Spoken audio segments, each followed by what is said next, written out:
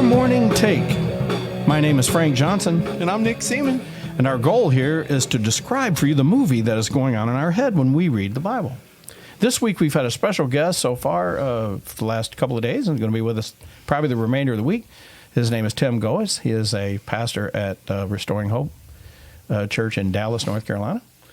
If you're looking for a church, it's a great church. Cameron Bryson. Cameron Bryson is the lead pastor there, and he's a great guy too. They have great music, and they have a great word, and they have a great youth group, don't they? Yeah. They just came back from camp. Yeah. Interesting fact about that is Pastor Cameron was one of the kids in my youth group. Yeah. That I helped mentor when I was doing youth ministry, and our youth pastor, Micah, was also in my youth group. And so fast forward years later, I'm under them now. Yeah. So it's kind of a full circle thing, but it's really cool. Yeah, how does it make you feel? Proud. Let's just jump right to that. So you're at Restoring Hope now. Well, maybe we can't just jump right there. Okay, so when I left the Dream Center, it wasn't long after that you'd resigned and you'd felt like you said God spoke to you. Tell the folks what you believe God told you. Because you loved the people and you didn't want to necessarily leave. Yeah, we had spent 8.5 years in Kings Mountain, and it was in 20 years of doing ministry, it was really, I can honestly say, it was by far the hardest thing we ever did from ministry-wise. It was constant up and down, up and down, up and down, which I guess is true for a lot of pastors and a lot of ministries.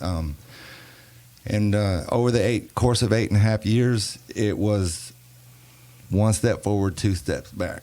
Or it felt that way. You know, stuff would be rolling, things would be good. We'd be rocking and rolling, and then something would happen, and then we would be knocked down, get the wind knocked out of our sails. And then we'd get rolling again, and we'd get moving again, and it was just never any cycle. And I had prayed and prayed and prayed, like, God, how much more of this? How can we keep doing this?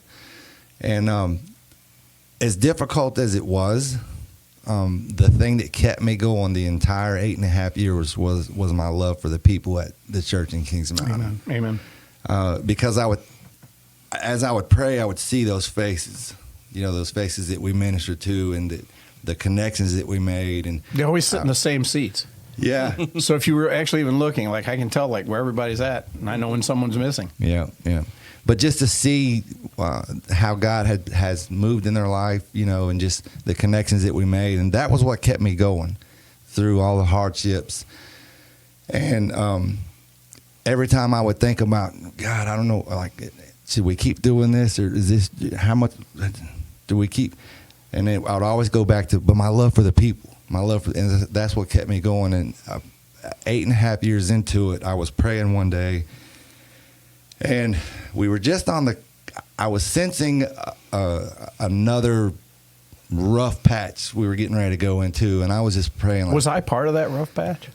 No, because you had already left. But it had only been just a few months before this. So in my mind, as I saw it, I always felt like I was part of that rough patch where I never wanted it to be, but I just felt like it just was. Yeah, we talked about this over lunch, and and no, that wasn't. No, you weren't part of that. Well, we left him on a cliffhanger yesterday, and we said, well, I'll let you know, because I felt like you probably were angry at me. In fact, I even said on the live stream last week when I said Tim was coming on that we were estranged. I even used the word estranged. Really? And that we're going to go have lunch. And that was a good thing because, I didn't want to feel like that anymore. I don't want to feel like that. And you made me feel like the total opposite. So I thought maybe you just let everybody else know. I didn't know this is exactly how you felt when I left. I honestly felt like I'd let you down, or that I had disappointed you, or quite frankly, maybe I made you angry. Not at all. And I shared that with you over lunch. I was proud to see that you were, because I remembered where you were. This guy who I didn't even know if he even knew Jesus. This guy I worked with at Domino's Pizza. Fast forward several years, and here you are. You want to take a step out and be a pastor. Yeah. And I knew that I had a hand in that, and so there was a sense of pride there. There was a sense of, oh gosh, man, now I'm losing my lead guitar player. I'm like, God, why are you doing this to me? I know. But I wasn't upset at you. No, I I wasn't, and it wasn't that. Well, I appreciate it. Yeah. So that wasn't a part of that feeling. Because I always felt like it sort of was, and I'm glad. Well, that I hate we it. cleared I hate that it's air. been this many years that you've been feeling that way. Yeah, I mean, well, yeah, I love you, and I just felt like maybe that wasn't mutual. Oh no. You know what I'm saying? Yeah, though? yeah. I always felt that way towards you, and so I didn't hold a grudge, or I didn't let it really bother me or anything. I prayed for you, and I prayed for whatever you were going to do when you left. But to hear what you said at lunch, that was just, man, that just blew me away, because I was like, see, the enemy is who wants us to think that people don't like us, or people hate us, or you're doing the wrong thing. It's always that way. The enemy does this to us. Yeah. He loves to divide us. Yeah. And this is what's Yeah. so wonderful about today, this podcast, lunch, everything else. We're not separated anymore. We're a team. You love God like I love God. And we just want to see people all come to love God the way we love God. And however they can do that, they do that. So finish that up a little bit, because I want to expand on that just a little bit more. But so now you're at this point where God, you love the people. You don't necessarily want to go, but God tells you this. Yeah, I was praying and I was like, God, but it was the same thing. God, I just love the people. And truth be told, my wife was ready to leave 2 or 3 years prior to that. She was ready to be done, but she was submitting under my She's a good authority, and she was waiting on me to lead whichever direction. Yes, angel is an angel. She is. She lives up to her name for Yes, sure. she does. That's awesome. And I was praying, and I just heard the Lord clearer than I had heard in a long time. And he was like, if you are fighting to hold a position that you're no longer meant to hold, then it doesn't matter how much you love the people, you're not doing them any good. There you go. So when I heard that, I was like, okay, God, I got it. And it was like the following week, I met with the supervisor, told him what I heard, what we felt. It was time for us to step down, and we just kind of went from there. That was in like October, and then I think we were done by December of that year. Now, what you might not know about Mr. Nick Seaman to your left there is God has called him to be a pastor, but he doesn't know where or when. I or heard how. that on one of the podcasts Yeah, a couple weeks ago. yeah. Yeah. Yeah. I And heard you so talk. he's put feelers out, and he got accepted in a couple churches. You're like, whoa, I'm not ready yet. I got a little zealous. I put a ton of applications out without even praying about it, and I think God's just like, well, it will happen just to show you, but we'll ease into it a little bit more.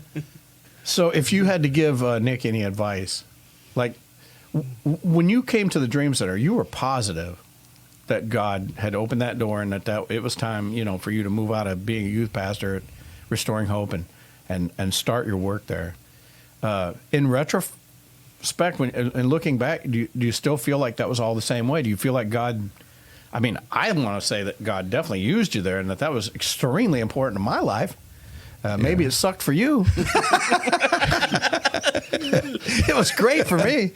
I mean, seriously though, I don't even know where I'd be if you wouldn't have had that place, and Daryl wasn't going there, and Abraham wasn't going there, and man. Yeah, I mean, I know that there were a lot of people's lives that were changed by us being there, and So how will Nick know that this is it? Or do you just know, or does God? that's a hard one. Do you hear God speak to you, Nick? Yeah. I know you. Yeah, usually, a lot of times it's mostly just through peace, having a peace about something. Like, even if it's like I have a nervousness about it, but I just know, like, God's like, it's almost like he's looking at me like, yeah, this is it. I'll help you with it. If there's a confusion, then I usually know that's not it. Any kind of feeling of confusion. Would you agree with that? Yeah. I've got some. Yeah, go If for I it. could give a really good advice, You because got time. we're You almost got at time. the 10 No, minute. Listen, you got time. Go for I it. didn't want to leave them on a cliffhanger. Yeah. No. But no, if I could give advice to both of you guys, Right. and this is something that I've learned, and something that has been continued to have been reaffirmed over and over and over, just in a lot of things that I've done in life, is that once you do take that step, and you're already in that step now, but the word is, and God showed this years ago, is that you never ever judge the effectiveness of your ministry by what you see with your eyes. Oh. Because there are so many things, there are so many times that God's moving and you don't realize it. You know, there have been times where people have come up to me and said, "Man, what you said, what that word you preached, that it really changed what you said in that message." And I'm like, "Oh, that's awesome. What did I say?" Yeah, exactly. Or like, "What did I do?" I've been in that same boat. Yeah. I think we all have. That's good. Yeah. And we never know who's listening. Yes. We have one listener right now. It's me and you. I know. We're the two. I got two. Come back tomorrow. Did I say it was Wednesday?